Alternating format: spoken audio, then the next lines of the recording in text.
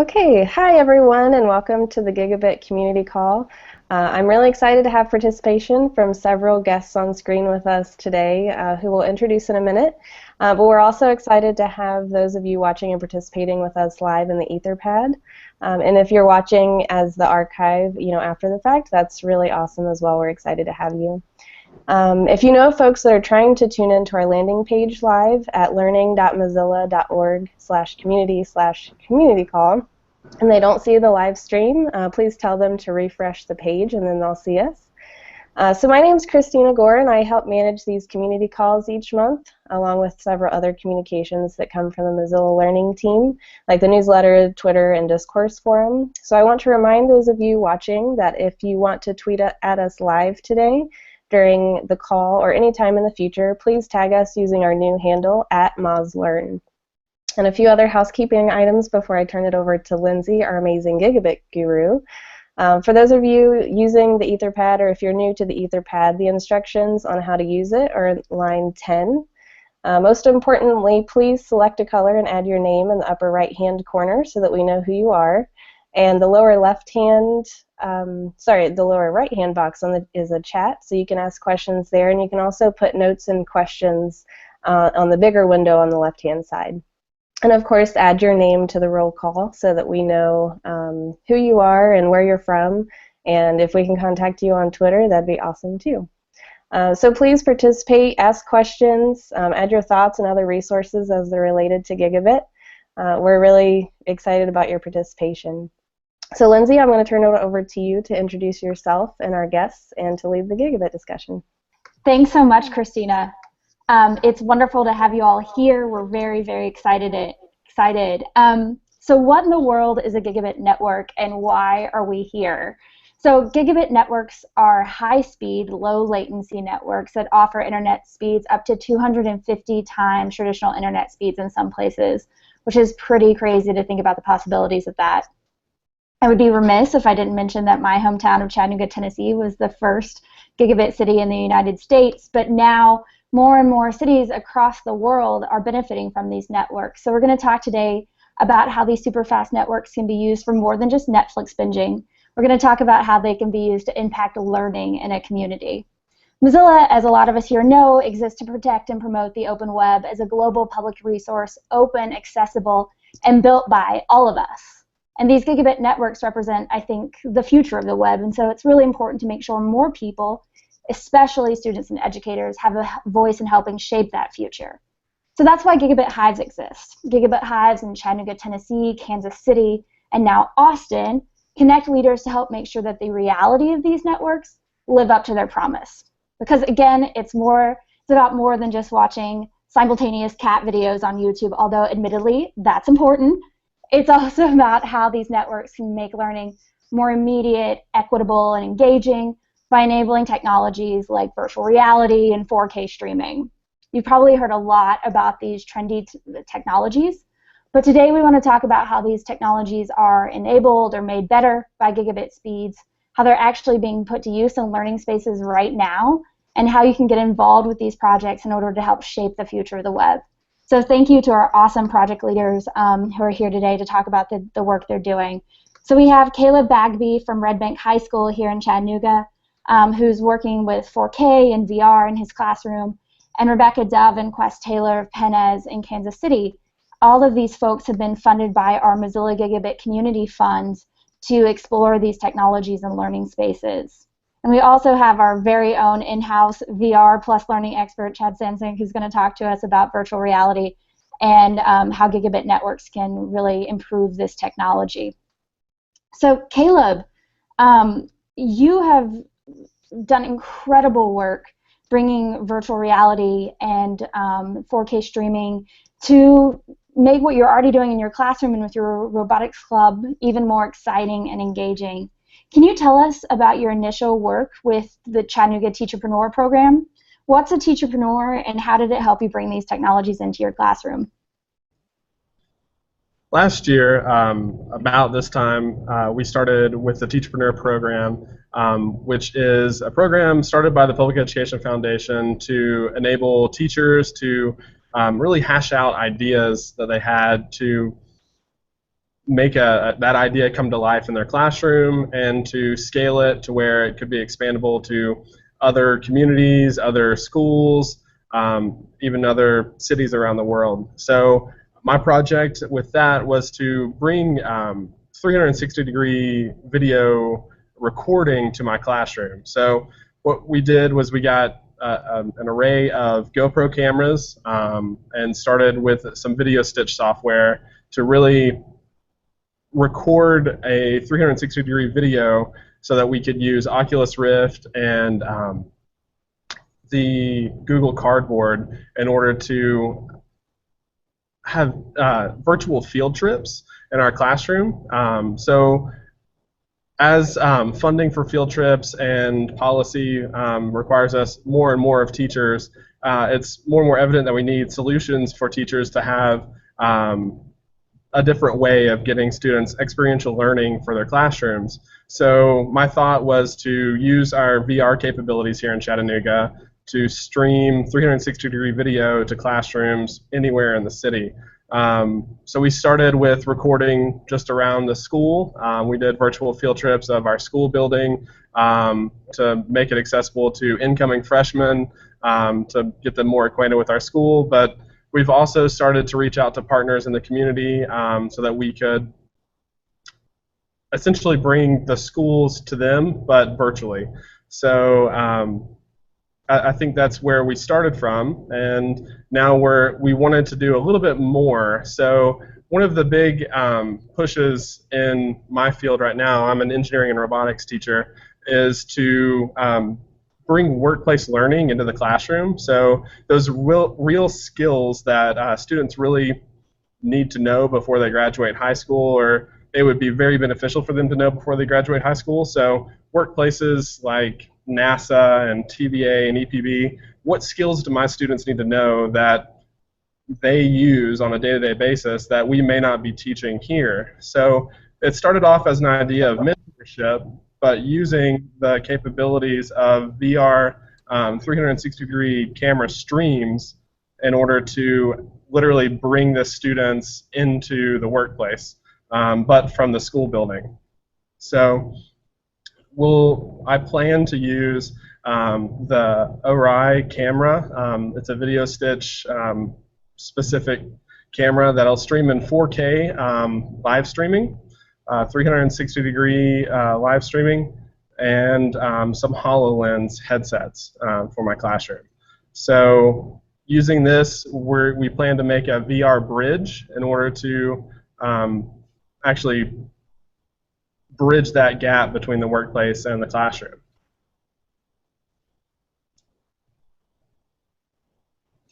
That's awesome. How have students responded to these experiences? And they're creating the experiences as well as participating in them, right? Right. It's all student-led. I have a group of really bright students that I see every single day for hours on end, and we use them as a resource just as much as any of the teachers, the faculty, the staff. So they bring new ideas and new perspectives to each project that we do, and I think we've had a really great response. The students are flooding into my class, and they can't wait to get their hands on these great new tools that they probably didn't have at home or probably have never even seen before. So the first time you see a student put on a VR headset, it's really something magical. Whether it's a VR experience that's been pre-made, like a launch of a spaceship or something that's been recorded or pre-made, to just video that we had recorded around here that they can actually feel a presence in. And I think that's the biggest part of it. It's not just a video, it's a presence, it's an experience. Absolutely. And are the speeds that we have available here in Chattanooga, thanks to the Gigabit Network, important to making that feel immersive and real? How have the speeds mattered to your classroom? I think the speed is essential because with the low latency, we have the capability to actually stream in near real time. So very low lag and very high quality video over our network. And within the school, it's been great. We hope to venture out more into the community with more mentors and see how the network across the city and possibly across cities could be just as powerful. I think it's essential to our learning process, whether it's working in the field with a VR headset or just the video feed. I think it's cool to have. That's awesome. Are other teachers becoming interested in the work you're doing? Are they trying to get involved and to share it with their own students? They are. I have several of the math teachers really excited about the prospect of this is where you'll use this math. Because mathematics is such a theoretical concept to a lot of our students that it's hard for them to really see real-world application to what they're learning in class. So if we can show them that right off the bat and show them this is where you're going to use this and this is how this is going to help you in your future, then they start to take more ownership of it and they actually start to, I guess, make it more concrete in their minds. Absolutely. Are those kids that are involved in creating these experiences working with web VR at all? Are they coding any of the environments they explore? Or is it largely filming those experiences right now? Right now it's been a lot of filming. We do plan to branch off into making the website experience and hopefully working more with the web VR. We haven't had that experience yet. Now Chad's going to talk to us a little bit about that. Caleb, what's your dream for the next stage of this work as you build this VR bridge between classrooms and between workplace and learning environments? What's next for you, do you think, and for your students? Yeah, I think having the students have these experiences is great. I think getting more teachers on board to just show the capability and have them understand those capabilities in order to expand it. I mean, it's scalable to the extreme because as a one-to-one institution, every single one of our students has a Google Chromebook. So the possibilities are endless when it comes down to using web VR and VR live streaming in the classroom. I mean, the experiences, more cameras could be useful in order to have more remote hotspots that are constantly live streaming, more mentor institutions where we can actually virtually visit, have virtual field trips, virtual conversations like we're having now, and with that presence of VR. Absolutely. And what do you think have been the most helpful AR, VR content or applications that have helped your students get a grasp on new topics and content areas? So far, we've been working heavily with the Oculus Rift software. It's been fairly the easiest to use for us.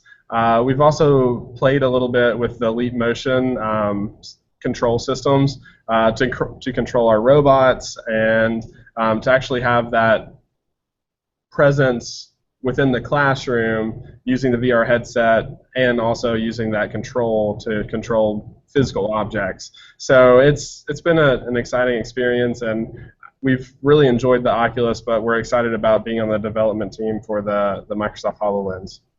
That's really awesome. Your students are becoming mentors and helping other students and educators, I'm sure, learn from their experiences. It's very cool. Right. Caleb, I see there's some other questions for you in the Etherpad, and I'm sure we'll have more questions as we move on, but thanks for giving us an overview of your project. It's incredibly exciting, and having seen your work firsthand with Teacherpreneur and now with us, I'm really excited that you're here and involved in our Hive network in Chattanooga. Thank you, and I hope to have anyone that's willing to help us out involved in the project, and really excited. Absolutely, and Caleb, how can people get involved and help? If you can hit us up on Twitter, on our webpage that we should have up and live here in the next couple of days. And really just, we're looking for mentors, people that are willing to go out on a branch and try the video experience, just to test our capabilities here and to really bring more of a community aspect into our school setting. I think it's an important aspect of the high school in order to get the community involved and helping to show these students what's possible, what's out there, because a lot of times my students don't venture out of Chattanooga, and it breaks my heart to see students just grow up in Chattanooga and never leave. It's a great city, but there's a lot that the world has to offer, and I think it would be cool to have people from Kansas or San Diego or wherever just to video chat with us one day. Absolutely. Is there a dream location that you would love to connect your students with? Not right now. I mean, we're hoping to have a presence on some level at one of the NASA sites. That was one of the dreams for my students. And we've made some connections through robotics and everything with some of their Huntsville and Texas sites. We've also hoped to do some sort of overseas, maybe across the world, not just across the United States. So, but internet speeds, who knows? Well, there's a Hive, or there's a Gigabit city in Dunedin with a new Hive community in New Zealand, so maybe we'll have to explore that possibility. That would be incredible. Though time zones can be challenging. Thanks, Caleb. And there are more questions for you in the Etherpad if you want to take a look. Yeah, I'll check them out. Rebecca, tell us about Pennez. What was the problem you were trying to, in education, that you were trying to solve with this project, and where are you at in the development of your new project? Yeah, sure, thank you. Can you guys hear me okay, first of all? We can, thanks, Rebecca. Okay, sure. Yeah, my name is Rebecca, and Quest is also going to jump in on this, but I've been an educator for the past 10 years, and currently I'm an adjunct professor at a local university in Missouri. And mostly when I was in the classroom in my elementary school, I had a continuous issue I saw with kids that were struggling to read. And I also tutored, and I could not understand, with all the resources that we had, why they weren't reading. And I asked my students, and they couldn't understand why. And the more I kept digging, one reason is definitely because of the content, and also because of the time the teachers have to spend just seeing how their kids are able to read. And then I met Quest, and I told my idea, and we were talking quite a bit, and with the amount of data that we have to pull, we decided that it's best to use artificial intelligence, because that's pulling in a lot of large data, and it's, artificial intelligence is machine learning. So our goal with Pennez, figuring out the problem, is that, first of all, that 65% of all kids are struggling to read. And when I was a teacher, about 30% of my students were struggling to read, and I was teaching in a very, one of the best school districts in the nation at the time. And there were still a lot of issues, just how they were reading. And then, just like I said, the time of just seeing how our students were reading was a big issue. And I created Pennez in order to find a better way of helping kids read better. And the artificial intelligence is meant to assess how children are reading and evaluate and actually give them a score. And it's actually, the goal is to not use a teacher, but with our technology, it's not to take the teacher out of the classroom, it's to give the teacher more time in his or her classroom, so the teacher can focus on educating while they get a better way of understanding their student. That's fantastic. And Quest, how are you, and as a technologist, and Rebecca as an educator, working together to build this project and bring it to life? All right, if I understood. Oh. Working together? Yeah. Can you hear me? Yes, you're breaking up a little bit, but we'll hope for the best. All right, I can hear you guys a lot better. I can hear you a lot better now. So, could you make sure I really heard that right? Could you repeat that question? It came in. Yeah, absolutely. Delay on the end. Gotcha. So Hive Learning Networks are all about connecting leaders, technologists, classroom educators, informal educators, and helping them work together and supporting them to work together on projects like Pennez. How are you and Rebecca working together to solve the challenge that she just talked about in education? All right. So my background is I'm not a school teacher, and I've only taught in after-school programs. And so the use of the technology is one of the important things within the actual application and also in the classroom. You have a variety of companies right now that are trying to use big data, machine learning, and artificial intelligence to better communicate with kids. It is proven that about 62% of kids do respond better to voice-activated type applications to help them learn. And so I guess from my background, I feel that using some type of cutting-edge technology to give teachers the time back that they were once losing by having to spend so much time assessing each and every single kid, especially the kids that were more remedial and were not up to par with everyone else in the classroom. The second piece, when we went on a great schools visit with the Kauffman organization here in Kansas City to take a look at some of the charter schools and public schools across the board. Some of the big issues that were mentioned to us from principals or the administrators and superintendents were that their teachers, unpaid over the summer, would have to take all of the assessments from these kids and try and find content for the following year that was going to start that the kids would be interested in. And so that once these teachers and superintendents and Rebecca was explaining the actual problem, that took us back to there has to be something. And like what Rebecca said, there's too much research out there about literacy with kids that we shouldn't have this many kids not being able to read, especially in the United States. I hope that answers the question.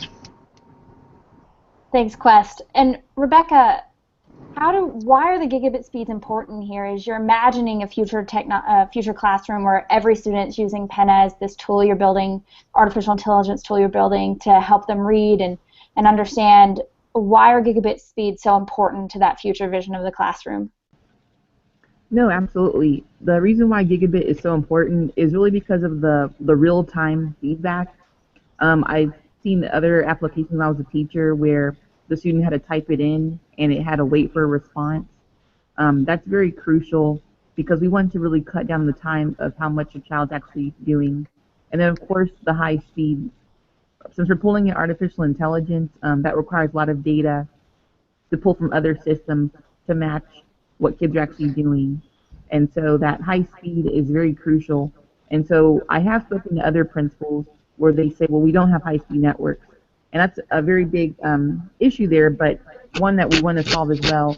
And we looked at other ways possibly of just cashing down in the time of when they don't have high-speed networks. But the gigabit is going to really help us get the process moving faster so kids can read and know what they're doing at a better rate instead of just waiting for a slow response time.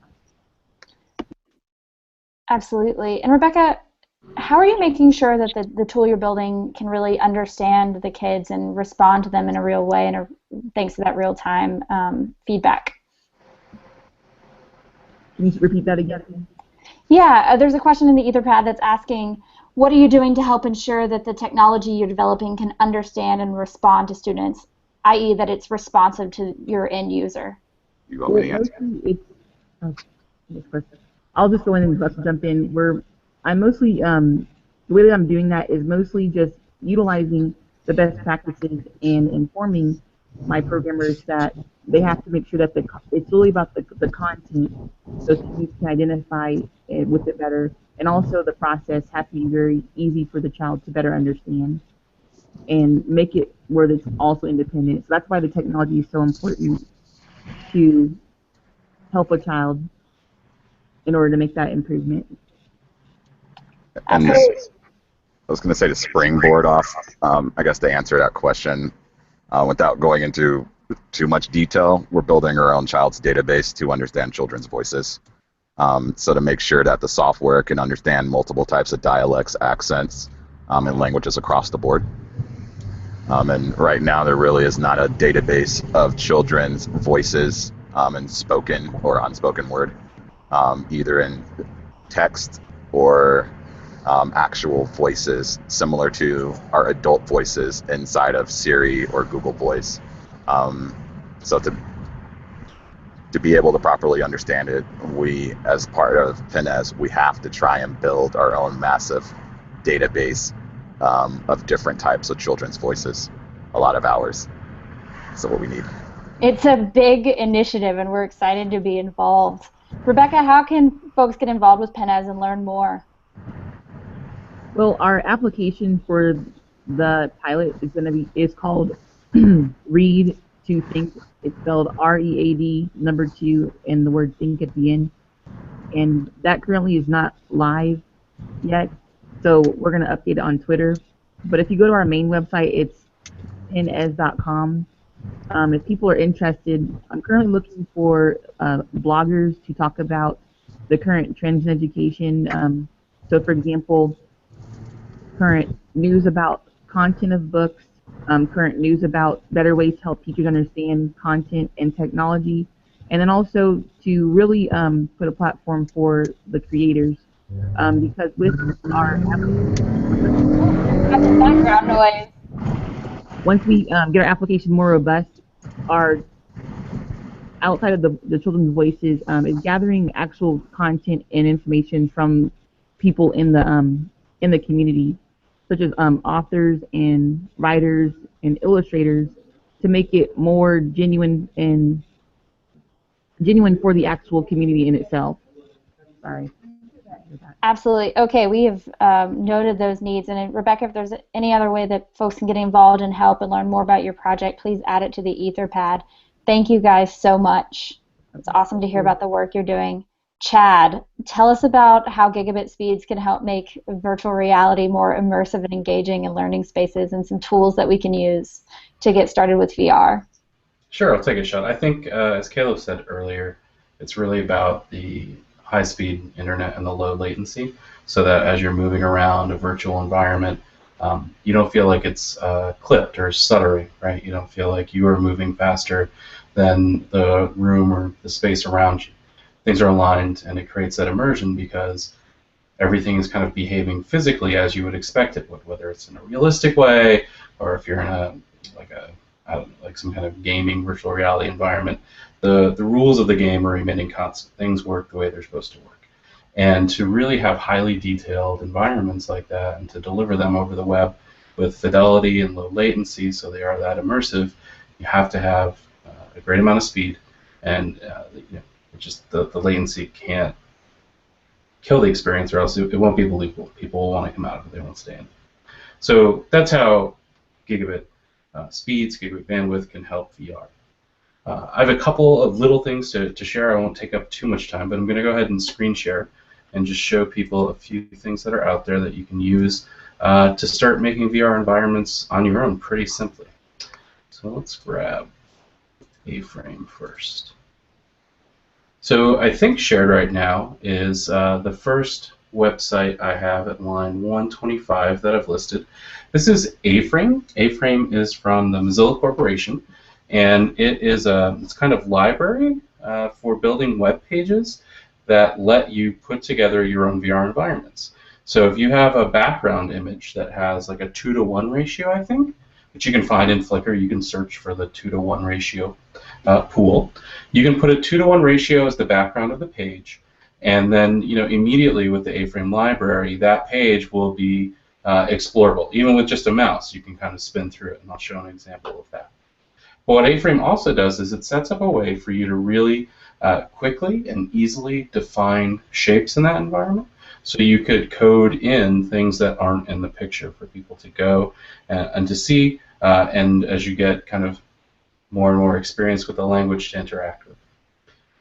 Let me go ahead and move from A-frame over to an example of a web page built with it in Thimble, which is our online code editor.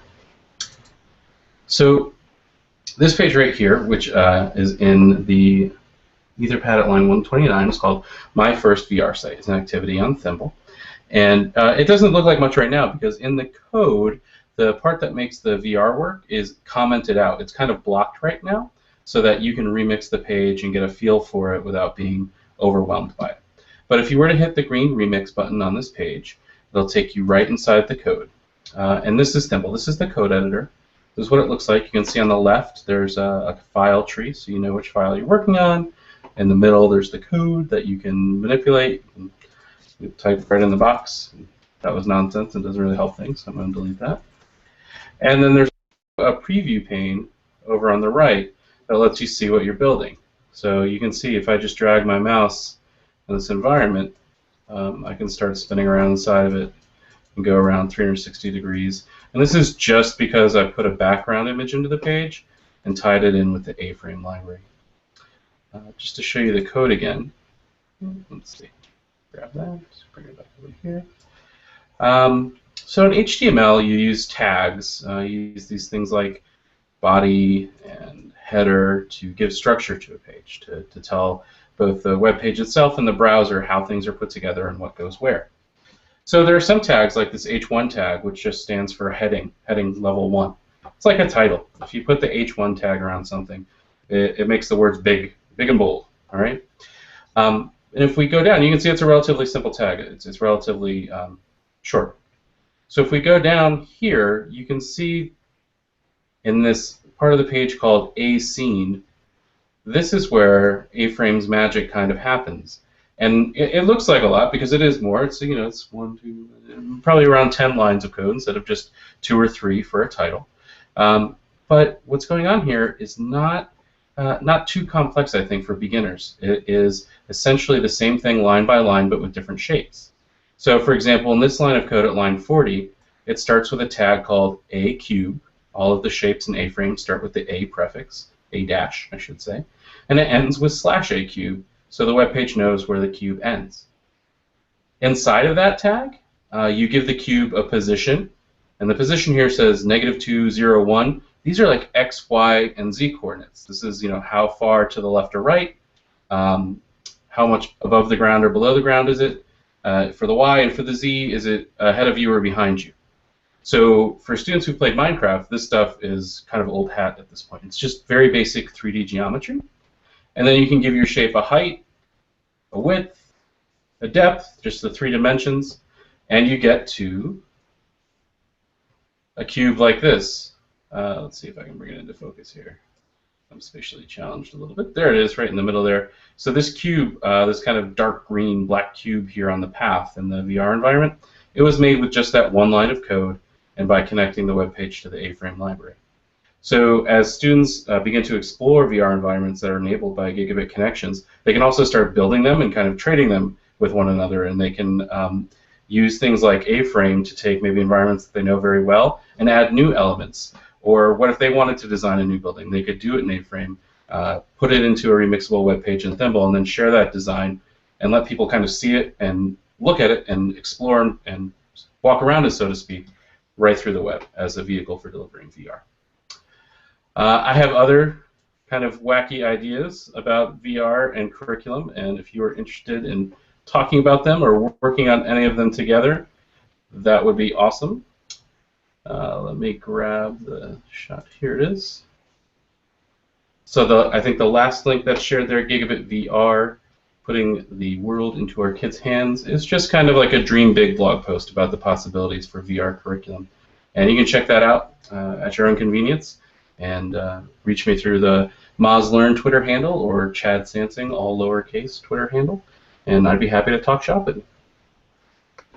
Chad, that's fantastic, and your blog post is a highly recommended read. How did you start dreaming about VR in learning environments, and how can we inspire other educators to think about what might be possible with these super fast speeds with gigabit networks? Right, so it's kind of all about like connectivity and immersiveness. Like, do you feel like you're actually in a place, and do you feel like you can impact that environment? And so I was trying to think about kind of beginning, middle, and end steps, or maybe goals for developing VR curriculum. I like to think that way, like what can we do now, what's a good introductory activity, how can learners engage with the concept through maybe something they already know before they try something more challenging, before they go for like a real kind of moonshot, so to speak, in the language of the Hive network.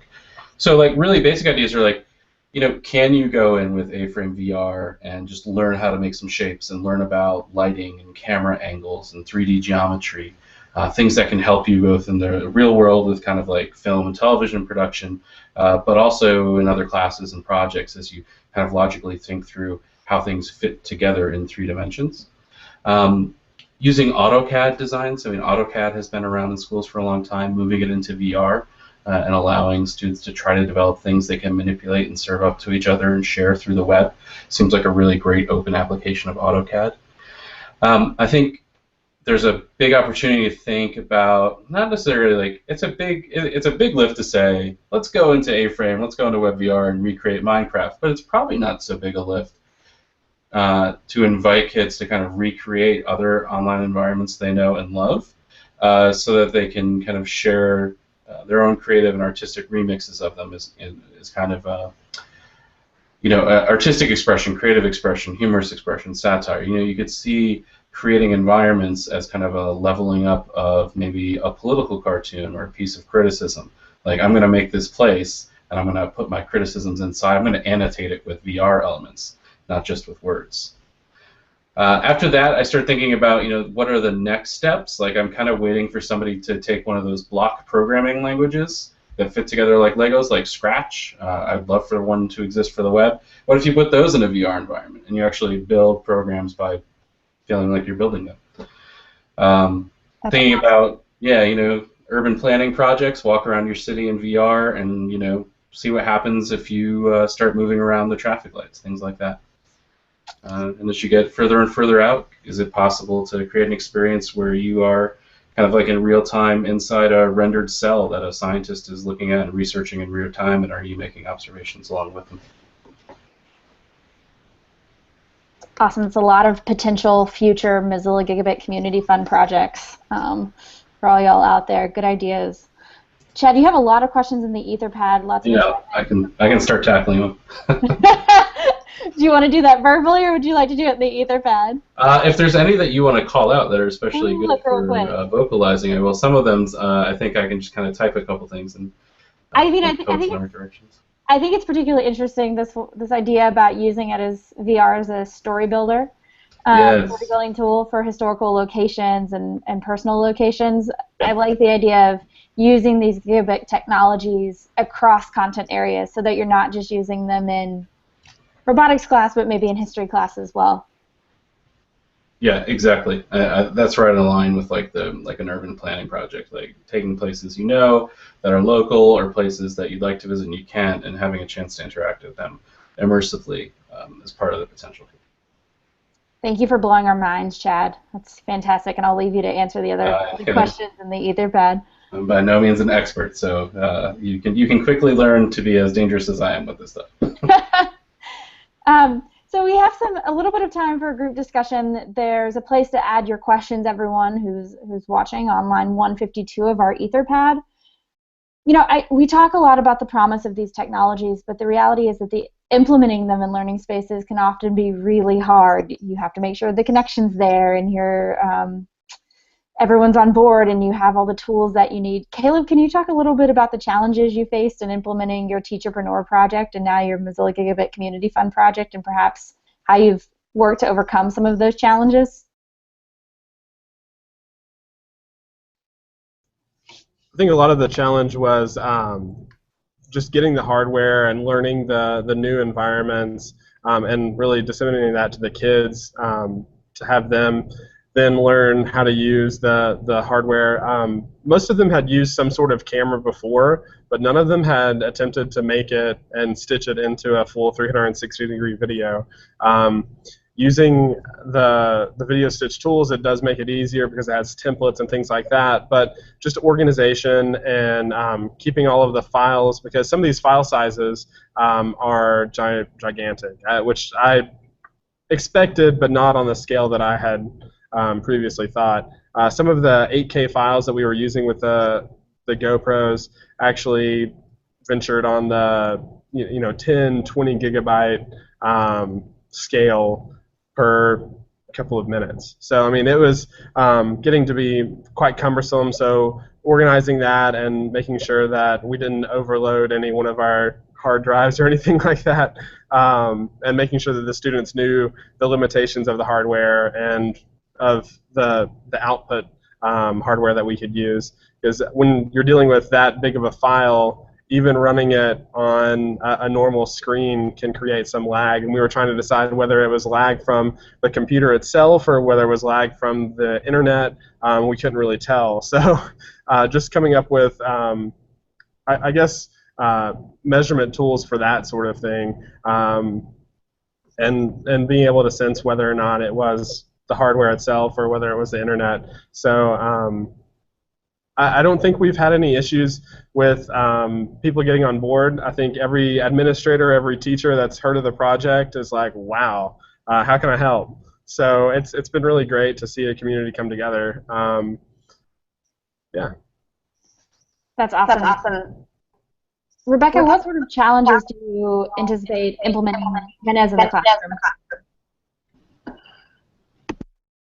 Okay. What, did you say Rebecca? Yeah. Okay. Can you say it one more time? What sort of challenges might you anticipate implementing Pennez in the classroom, and how are you planning to work with educators to help them overcome those challenges, whether it's access, connectivity, devices? Yes. Sorry. Let me mute it really quick.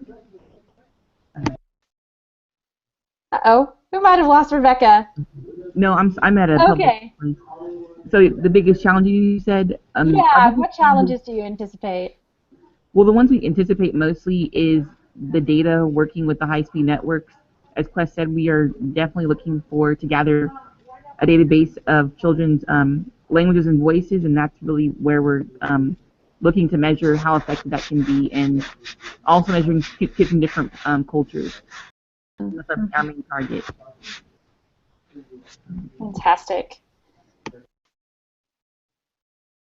And then sorry, I have a horrible background sound, but my second challenge is mostly going to be just the application working with certain schools, also outside of the actual feasibility of the child, but making sure that the content is working with them, and also if their tablets are working, so more of a hardware and software concern. But we're going to get it done either way. Fantastic, and that's one of the great parts about being part of this Hive learning community is you get to the benefit of other educators who've dealt with these challenges and can help you overcome them. So we only have a few minutes left, and I want to leave some time to hand it back over to Christina to talk about some exciting stuff coming up in broader Mozilla circles. But please continue to add your questions for our panelists in the Etherpad. I'm sure they'll be happy to stick around and answer and chat with you. We've talked a little bit about how you can get involved with each of these projects. They are wonderful, and please get in touch with our speakers and get involved. And if you have your own idea for a great gigabit-enabled project using 4K streaming or VR, or a technology maybe we haven't even thought of yet that leverages these super fast networks, the next funding deadline for the Gigabit Community Fund is October 18th, so you have plenty of time to work with our wonderful communities in Austin, Chattanooga, or Kansas City to explore these project ideas. So the link for more information about that funding opportunity is at line 171. Really encourage you to get involved and check it out. Christina, I'll turn it over to you. Awesome. Thank you so much, Lindsay, and all of our guests today. That was a very encouraging and motivating conversation. I know that there's still a lot of questions and conversations happening in the Etherpad, so even after the call ends today, feel free to just keep adding and discussing there. You can also chat with us on May 31st. We're having an all-day tweet chat, and we're really excited to continue the Gigabit discussion. Again, we are at MozLearn, and we're also partnering with at MozGig to have the conversation. And yeah, it's all day starting at 9 a.m. Eastern. So please join us there to continue this discussion. We also have a community call every month. The next month's theme is Summer Learning and Making, so we hope that you'll join us there. You can see all of our upcoming Mozilla events starting at line 183. You'll see that we have Science Global Sprint June 2nd and 3rd, a 2 Next Pres webinar with Mozilla happening June 7th. There's a lot of really great information there, so check it out. Mark your calendars, join with us, and engage with us throughout the summer. And then if you do have any programs that you would like to add or resources that are related to Gigabit and high-speed internet, you can add them starting at line 196. I see that a couple of people have already done that, so thank you very much. We're excited to check that out. And again, like if you have any questions, just feel free to keep adding to the Etherpad and we'll monitor it. Thank you so much, everyone. It was a great call. Bye. Thank you.